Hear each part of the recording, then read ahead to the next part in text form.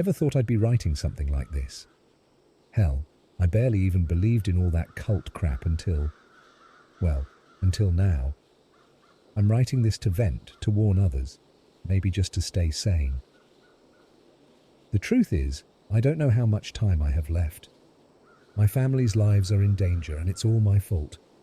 It all started with something so stupid, so avoidable, and now it's spiraling into a nightmare that I can't escape from. Okay, let me back up. About 2 months ago, I was up late scrolling Reddit like always. I've always been into weird internet shit. The darker, the better. I'm talking about all that strange conspiracy stuff, creepy subreddits, deep dive forums. But this one night I got curious about the dark web. You know, the part of the internet they warn you not to mess with, the one that makes you feel like you're standing on the edge of a bottomless pit. I had heard stories like everyone else about people buying drugs, weapons, hiring hitmen, and whatever other crazy shit goes down there. But I never believed half of it. I thought it was just stories to scare people. Turns out I was wrong. Dead wrong. I downloaded Tor, the browser you need to access the dark web. That's where it all began. I thought I was just going to find some sketchy marketplaces, maybe stumble onto some hacking forums. But being the idiot I am, I ended up way deeper than I ever intended. I found this site.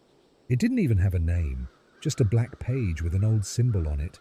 It looked like some kind of ancient writing, almost like something you'd see in one of those conspiracy documentaries about cults. I clicked in, more out of boredom than anything. I don't even remember how I found the link. It just kind of appeared in a thread I was reading. The site didn't have much at first, just a chat room. There were maybe 5 or 6 people in there, all talking about some really weird, cryptic stuff. They were discussing rituals, blood sacrifices, and something they kept calling the binding. At first, I thought it was all fake, just edgy internet bullshit, and that's when I fucked up. I couldn't help myself. I made some stupid comment like, "Nice LARP, nerds. You guys really into this freaky shit?" It was meant to be a joke. But as soon as I hit send, the chat went dead silent. I'm talking 0 responses. The usernames disappeared one by one until I was the only one left in the room. My heart started pounding a little, but I still figured I'd just pissed off some edgy kids. Whatever, right? Wrong. That night, I started getting emails. They were from addresses like unknown at null or strings of random numbers. At first, they were just threats. Stuff like, "You don't know what you've done, and we see you." Creepy, but again, I thought it was just trolls. I blocked the emails, changed my password, moved on with my life. But the next day, I woke up to find that my social media accounts had been hacked. My Facebook, Twitter, even my Instagram, all wiped clean. Every single post, picture, message, gone. Not just deleted, but like they never existed. Then I got an email to my personal account, one I hadn't given out anywhere, saying, "Nice try, Jason. We warned you." That's when I started to freak out. It wasn't just the message, it was that they called me by my name. I had been careful. I hadn't used my real name on the dark web. Hell, I hadn't even logged in from my home Wi-Fi. But somehow, they knew exactly who I was. Over the next week, it got worse. Way worse. One morning, I was getting ready for work when I found a box on my front porch. No label, no markings, just a plain cardboard box. I should have called the cops right there, but curiosity got the better of me. I brought it inside, opened it, and nearly threw up. Inside the box was a dead rat, split open from neck to tail. Its guts had been carefully arranged into some kind of symbol, something like the one I'd seen on that cult website. I stumbled back, knocked the box over, and that's when I saw it. There was a note under the rat. It was just a single word, scrawled in blood. Soon. I called the police that time. They took the box, asked me a few questions, but I could tell they didn't give a shit. Just another prank, they said. I even tried explaining the dark web stuff, but they looked at me like I was some paranoid idiot. Maybe I was. Maybe I still am. A few days later, my wife started noticing things too. At first it was little stuff. The back door would be unlocked when we were sure we locked it. Windows would be cracked open, but the worst part was our daughter, Emily.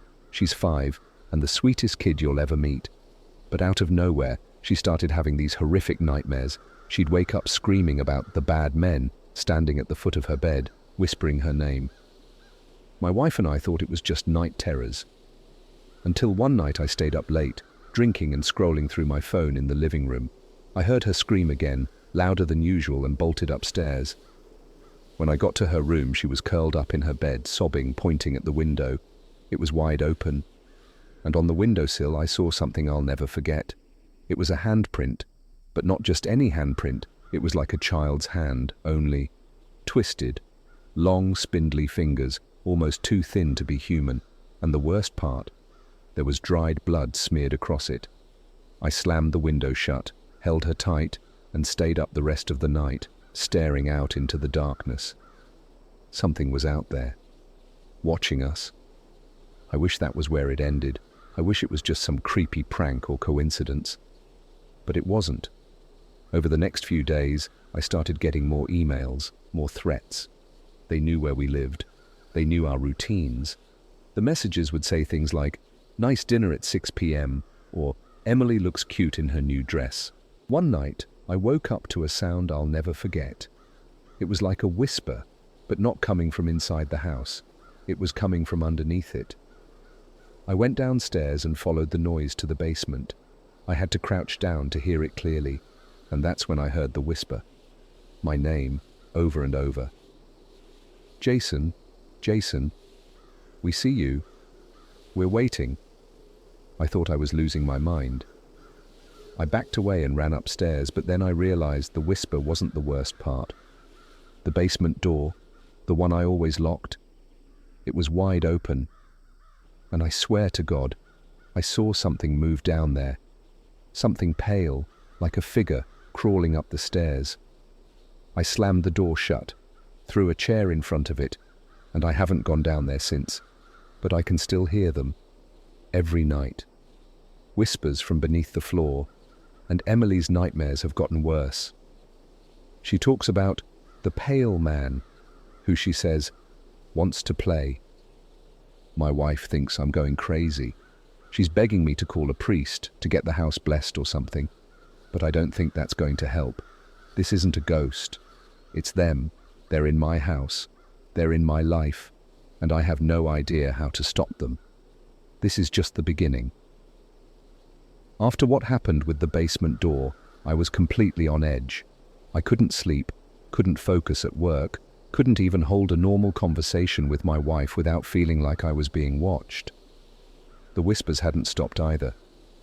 I'd hear them at night, always faint, like someone was crouched just beneath the floorboards, calling my name in that low, slithering voice. And then there were the noises, scratching, shuffling, tapping. At first I thought it was rats, but I knew better. I just didn't want to admit it to myself yet. My wife, Sarah, she was starting to lose patience with me. She hadn't seen the things I'd seen, hadn't heard what I'd heard.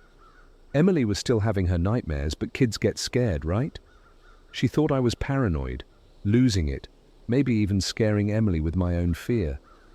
She didn't know about the chat room or the dead rat or the fact that someone had been inside our house. I didn't want to burden her with that, not yet. I was still trying to figure it all out myself. But she knew something was wrong, and she wasn't wrong to think that I might be cracking under the pressure. I felt like my sanity was hanging by a thread, and every little thing that happened felt like someone was sawing away at it, waiting for me to snap. Then, about a week after the basement incident, things got worse. Way worse. I was at work, sitting at my desk, when I got a text. It was from Sarah. Just a single message. "Who's the guy standing in our backyard?" My stomach dropped. I immediately called her, but she didn't pick up. I must have tried her 5 or 6 times before she finally answered. Her voice was shaky, like she was on the verge of tears. She said she'd been in the kitchen making lunch for Emily when she looked out the window and saw a man standing in the backyard. He was just standing there, not moving, not looking at anything, just staring straight ahead like he was waiting for something. I told her to grab Emily, lock all the doors, and get upstairs. I was going to call the police. She started asking questions, panicking, but I was already out the door, running to my car. I didn't care about work, didn't care about anything except getting home. By the time I got there, the guy was gone. The police had already shown up, and they were doing their usual routine, walking around the property, asking questions. Useless. I could see it on their faces. They thought Sarah had imagined it, that maybe it was just some random guy who wandered into our yard by accident. But Sarah wasn't the type to overreact, and she wasn't the type to imagine things either. When I saw her, she was pale, shaking, clutching Emily like her life depended on it.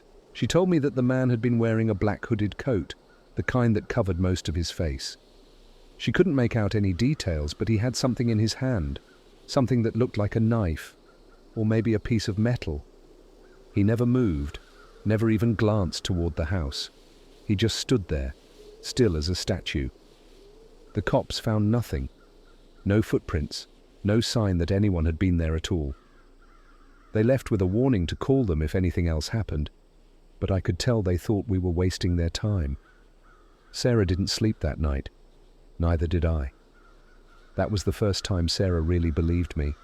She didn't want to, but there was no denying that someone had been outside our house watching us. I told her about the messages, the emails, the dead rat, the website. Her face went pale as I explained everything. She didn't yell or scream. She just sat there, staring at me like I was telling her that we'd been marked for death. And maybe, in a way, we had been. A couple days later, I found something even more disturbing. I was in the garage, trying to busy myself with anything to take my mind off the situation, when I noticed something stuck to the side of the car. At first I thought it was just dirt or something, but when I got closer, I realized it was a small, folded piece of paper. It had been taped to the wheel well, almost hidden from view. My heart raced as I tore it off, my hands shaking. I unfolded the paper and immediately felt bile rise in my throat. It was a photo of my wife, Sarah. She was sitting at the kitchen table sipping coffee, completely unaware that someone had been outside, taking pictures of her through the window. But that wasn't the worst part. Written on the back of the photo, in shaky handwriting, were the words, "Nice to meet you, Sarah. We'll see you soon." I froze. I couldn't breathe, couldn't think. They had been watching us, closer than we thought. They had been in our yard, staring through the windows, documenting everything, waiting for the right moment. My hands were sweating so badly, I almost dropped the photo. I stuffed it into my pocket, ran inside, and locked every door and window in the house. I didn't tell Sarah about the photo. How could I? She was already scared out of her mind. If I showed her that, she'd lose it completely. So I lied. I told her everything was fine, that I was just checking the locks, that maybe we should take a vacation, get out of the house for a while. But she knew I was lying. She could see it in my face. And then, later that night, it happened. I was lying in bed, staring at the ceiling, listening to the usual sounds, the house settling, the wind outside, my wife's soft breathing beside me, when I heard it. A knock. Just 3 slow, deliberate knocks coming from the front door. At first, I thought I imagined it. I sat up, heart pounding, straining to listen. And then it came again. Knock, knock, knock. Sarah stirred beside me, groaning in her sleep. I slowly got out of bed, trying not to make any noise, and grabbed the baseball bat I kept in the closet. My hands were sweating again, and my mouth was dry. I crept down the hallway, every creak of the floorboards making me jump. When I reached the front door, I paused, bat raised, ready to swing if I had to. Then I looked through the peephole. My blood turned to ice. Standing on my front porch, directly in front of the door, was the same figure Sarah had described. Black hooded coat, head tilted slightly to the side, face hidden. He wasn't holding anything this time, but I could see his hands. Long, pale fingers, like they had been dipped in ash. For what felt like an eternity, I just stood there, staring through the peephole, unable to move. He didn't knock again, didn't try to break in. He just stood there, waiting. and then, slowly, he lifted one of his hands and pressed it flat against the door. His fingers stretched out, long and bony, almost like they were growing, bending in ways that didn't seem possible. I stumbled back, dropping the bat, barely able to breathe. I don't know how long I stood there, frozen. But at some point I managed to back away, my heart pounding so hard I thought it would explode out of my chest. I grabbed my phone, ready to call 911, but when I looked back at the door, he was gone. No sound, no movement, just gone. The police showed up a few minutes later, but of course there was no sign of anyone, no footprints, no evidence, nothing. They looked at me like I was crazy, but I didn't care. I knew what I'd seen. And then, just as they were leaving, one of the officers turned to me and said something that chilled me to my core. "Keep an eye on your daughter," he said. "We've had a few reports lately. People saying they've seen men in black hoods watching their houses, but they're always near playgrounds, schools. Never caught one of them though. Just keep her close, okay?" I slammed the door after he left, locked it, and double-checked every window. That night I didn't sleep. I just sat by Emily's bed watching her breathe, waiting for the next knock. I knew then that this wasn't just some random cult. It wasn't a prank. It wasn't even about me anymore. They wanted my family. After that night, I stopped trying to pretend everything was okay. There was no point. I wasn't just dealing with some sick prank or delusional paranoia anymore. This was real, and these people, this cult, they weren't going to stop until they had what they wanted, and what they wanted was my family, especially Emily. The next morning, Sarah could tell something had changed in me. I wasn't trying to downplay it anymore. I wasn't brushing it off. She could see the fear in my eyes, the way my hands shook whenever I thought about what I saw at the door. I told her we needed to leave, to get the hell out of the house and go somewhere far away, but she pushed back, saying we couldn't just abandon everything, our jobs, our home, everything we'd built. She didn't get it. She couldn't see what I'd seen. But then Emily started talking about the man in her dreams again. Only this time, it wasn't just a dream. She said she saw him inside the house. We were having breakfast when she just casually mentioned it, like she was telling me about a new friend she made at school. "Daddy, the pale man came to my room last night," she said, swinging her little legs under the chair, totally oblivious to how horrifying that sentence was. "He stood by my bed, and he told me he wants to take me somewhere fun." I nearly dropped my coffee. Sarah went pale. Emily didn't seem scared, just curious, like she didn't know how wrong it was, how twisted. I asked her what the man looked like, trying to stay calm, trying not to scare her. She just smiled, like it was the easiest thing in the world to describe. "He's tall, really tall, and his skin is white, like chalk, and he has long fingers that touch the floor when he walks. He wears a black coat, but I can't see his face. He says he's my friend. He told me not to tell you." That was it. I couldn't take it anymore. I grabbed Sarah, pulled her into the next room, and told her we were leaving right now. I didn't care about the house or the jobs or any of it. She looked at me like I'd lost my mind, but after hearing Emily talk about that man so casually, she couldn't argue. We packed up what we could, grabbed Emily, and left the house within the hour. We drove to a hotel on the outskirts of town, somewhere out of the way, where we thought no one would find us. The whole drive, Emily was in the back seat, asking why we were leaving, if she'd ever get to see her new friend again. I kept glancing at Sarah, and I could tell she was barely holding it together. Her knuckles were white on the steering wheel, her lips pressed tight together like she was trying not to scream. We checked into a cheap motel, the kind with peeling wallpaper and a TV that looked like it hadn't been turned on since the 90s. It didn't matter. I just needed somewhere, anywhere, to keep us safe. I thought if we stayed there, out of sight, maybe we could figure out our next move. Maybe we could breathe for a second. But deep down, I knew it wasn't over. It was never going to be that easy. That night, I barricaded the door with every piece of furniture I could find. I pushed the bed up against it, stacked chairs and a dresser in front of it, anything to make sure no one was getting in. I was exhausted, but sleep wasn't an option. I sat in the corner of the room staring at the door, clutching the baseball bat I'd brought with us. Every sound made me jump, the creak of the building settling, the hum of the air conditioner. Every shadow looked like it was moving, stretching, creeping toward us. Sarah and Emily fell asleep eventually, but I stayed awake, watching, waiting. Hours passed and nothing happened.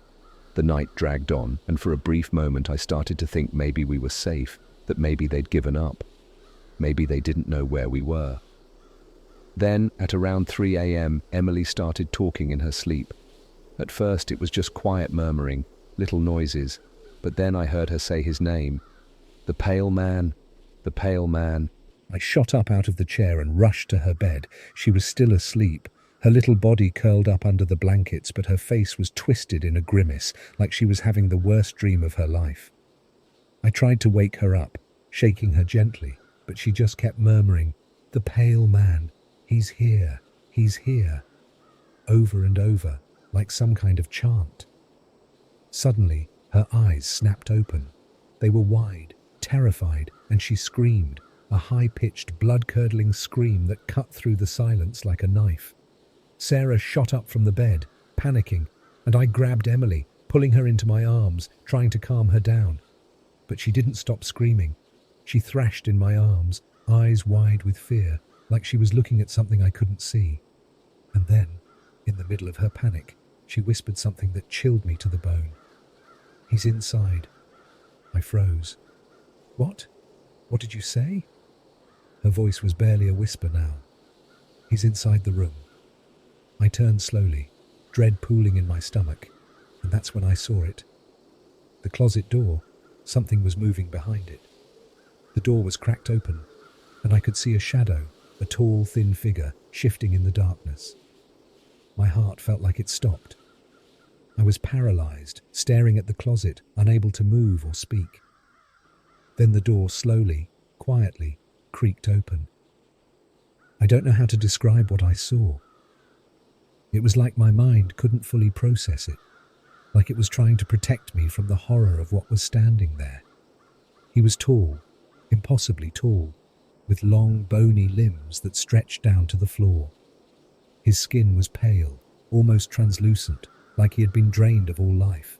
And his fingers, oh God, his fingers, were so long they curled at the tips, dragging across the floor as he moved. But his face, or what should have been his face, was just a blank, smooth surface. No eyes, no mouth, no features at all. Just a pale, featureless mask of skin, as if someone had stretched it tight over his skull. He stood there, half inside the closet, half out, his head tilting slowly to the side as if he was studying us, deciding what to do next. I backed away, holding Emily tightly, my body trembling.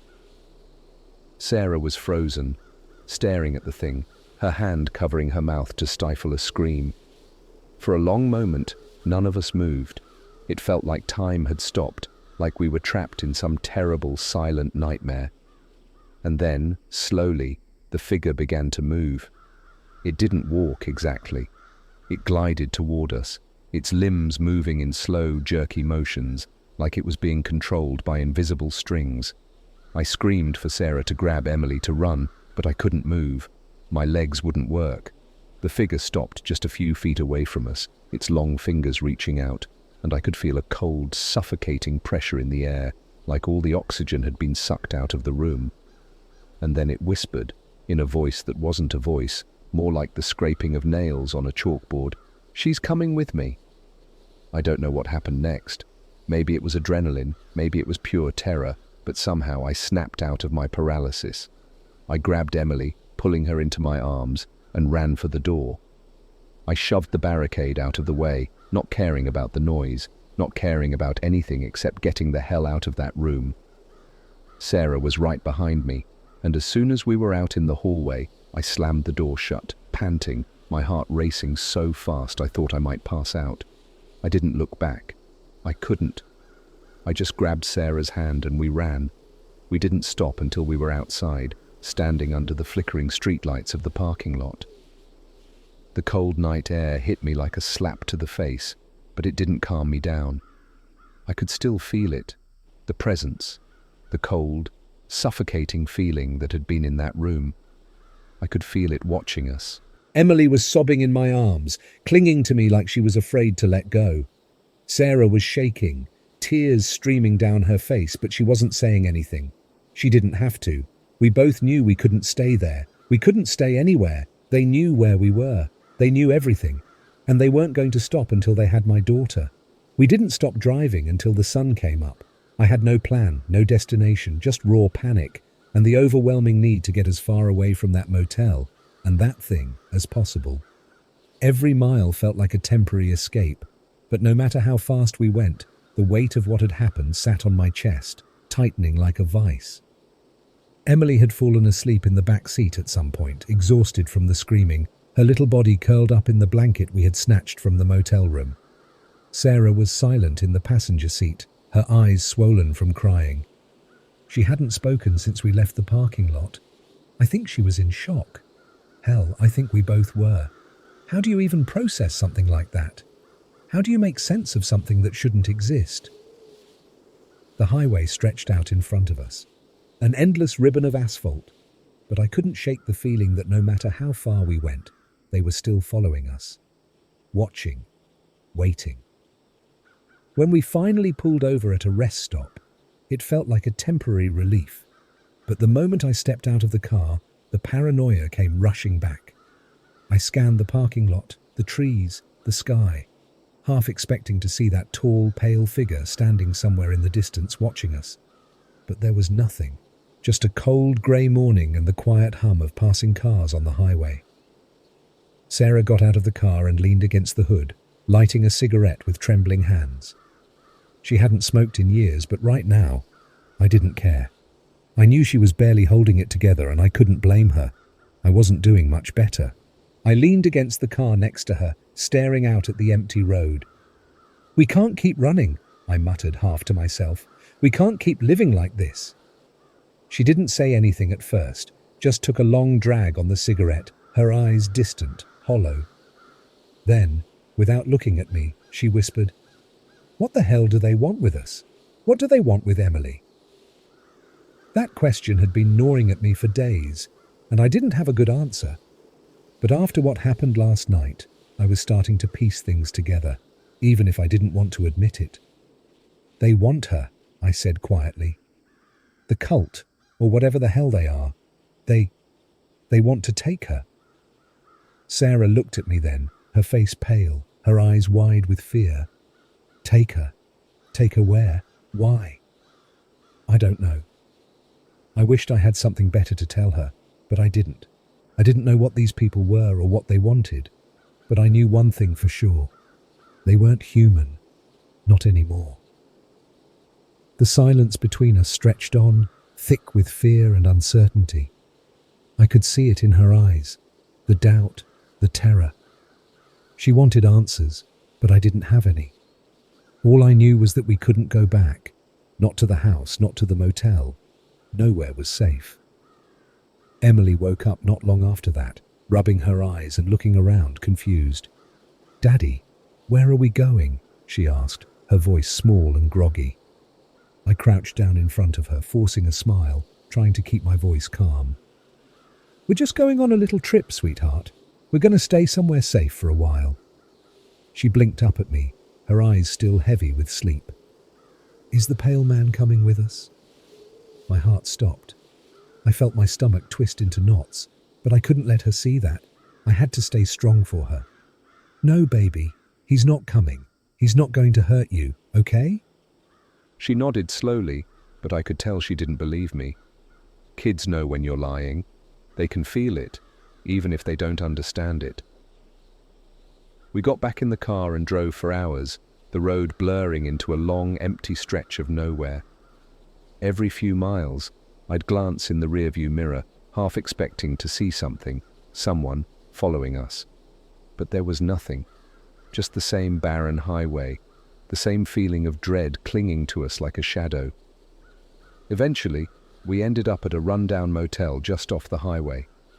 It wasn't much better than the last place, but I didn't care. We just needed a place to rest, to think. I paid in cash, using a fake name, not that it would matter. I knew they could find us anywhere. The room was small, dingy, but I pushed the dresser against the door like before. Sarah curled up on the bed with Emily, holding her tight, and I took the chair in the corner, watching the door, bat in hand. I was exhausted, but I couldn't sleep. Every time I closed my eyes, I saw him, standing there in the doorway, those long fingers reaching out, his featureless face staring at me, silently demanding what he came for. Hours passed, but the night was eerily quiet. Too quiet. No knocks on the door, no whispers from the walls, no shadows creeping under the door. For the first time in days, I felt like we were safe. Until the phone rang. It was an old, rotary-style phone sitting on the nightstand next to the bed. It hadn't made a sound all night, but now, in the dead silence of the room, its shrill ring cut through the air like a knife. Sarah sat up with a start, her eyes wide with fear. Emily stirred in her sleep, but didn't wake up.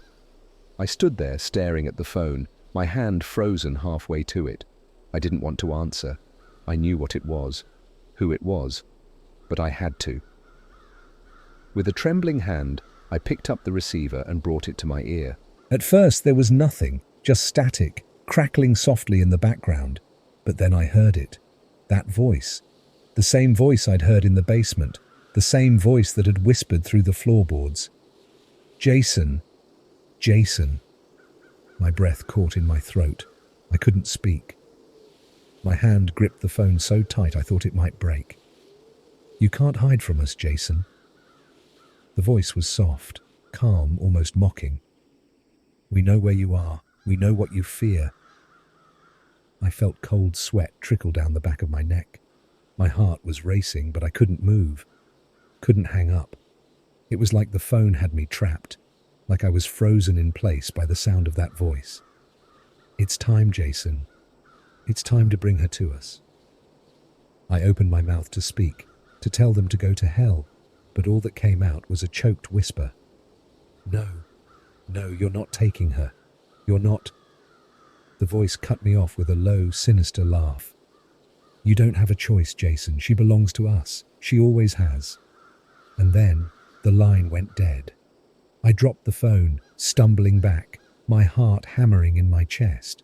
Sarah was staring at me, her face pale with fear. Who was it? Jason, who was it? I didn't answer. I couldn't. I just grabbed the bat, threw open the door and rushed outside. The parking lot was empty.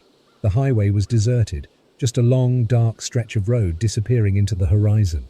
But I knew they were out there, watching, waiting. When I went back inside, I locked the door, double-checked the windows and sat down on the edge of the bed. I could feel Sarah's eyes on me, burning with questions, but I couldn't bring myself to look at her.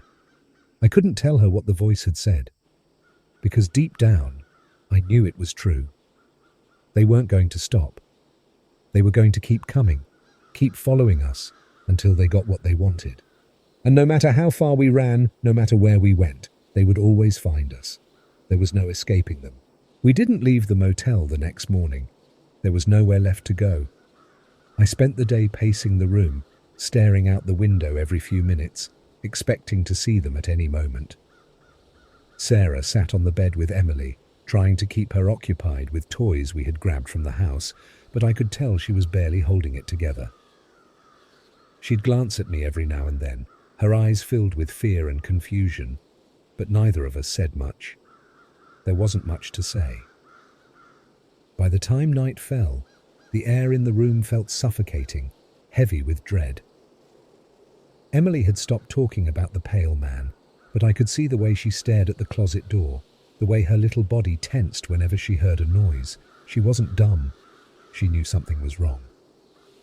As soon as it got dark, I started hearing it again, the whispers. At first they were faint, like a radio playing in another room. But as the night dragged on, they grew louder, more insistent. It was coming from outside this time, from somewhere just beyond the walls of the motel. The voice, the same voice from the phone, kept calling my name, over and over. Jason, Jason, bring her to us. I tried to ignore it, tried to pretend it wasn't real, but it was like the sound was crawling under my skin. No matter how loud the TV was, no matter how many times I tried to block it out, it was always there, slithering into my mind. Jason, it's time. Around 2 a.m., it finally happened. There was a knock at the door. Not the usual knock, someone knocking like they needed something, but 3 slow, deliberate knocks, just like before. The air in the room went cold. Sarah froze, her eyes wide as she looked at me, waiting for me to tell her what to do. Emily was asleep, curled up between us, completely unaware of the nightmare happening around her. I stood up, my legs shaky, and walked over to the door. The knocks came again. Knock, knock, knock. Each one reverberated through the room, rattling the air. My hand hovered over the doorknob. I could feel them on the other side. The pale man, the cult, the people who had been tormenting us for weeks. And I knew, deep down, I knew if I opened that door, everything would change. I don't know what I expected to see when I looked through the peephole. I was hoping for nothing, maybe some trick of my mind. But when I looked, there they were. There were 3 of them this time. The pale man stood in the center, tall and twisted like before, his long fingers hanging at his sides, but he wasn't alone. On either side of him were 2 others, figures dressed in the same dark robes I had seen on the website, their faces hidden in the shadows of their hoods. But it wasn't just that. It was the way they were standing, so perfectly still like statues. And I could see one of them was holding something in his hands, a bundle, wrapped tightly in what looked like black cloth. My stomach turned. I knew what was inside that bundle. I backed away from the door, my heart hammering in my chest. Sarah whispered from the bed, "Who is it? What's going on?" But I couldn't answer her. I couldn't tell her what was standing on the other side of that door, waiting. Then the voice came again. But this time, it wasn't in my head. "Jason." It was clear as day, like someone had spoken right next to me. I turned toward the door, and the voice came again, louder now, more demanding. "Jason, open the door." I didn't move. I couldn't. The voice grew darker, more menacing. "You can't run anymore, Jason. You can't hide. We've come for what belongs to us." My hand twitched toward the bat, but deep down I knew it was useless. You can't fight something like this with a bat. You can't fight them at all. They were everywhere, inside our minds, inside our lives. They had been from the moment I stepped into that chat room. And now, they were done playing games. "Jason!" the voice hissed, low and sharp, like the scrape of a knife. "Bring her to us, or we'll come inside." I looked at Sarah. She was sitting on the edge of the bed now, clutching Emily to her chest, her face pale, her eyes wide with fear. She knew something terrible was happening, but she didn't know how bad it really was. I swallowed hard, my throat dry as sandpaper. I didn't know what to do. My mind was racing, trying to find a way out, a way to keep them away from Emily. But there was nothing, no plan, no escape. Then, as I stood there, staring at the door, something clicked in my head. The realization hit me like a cold wave of dread.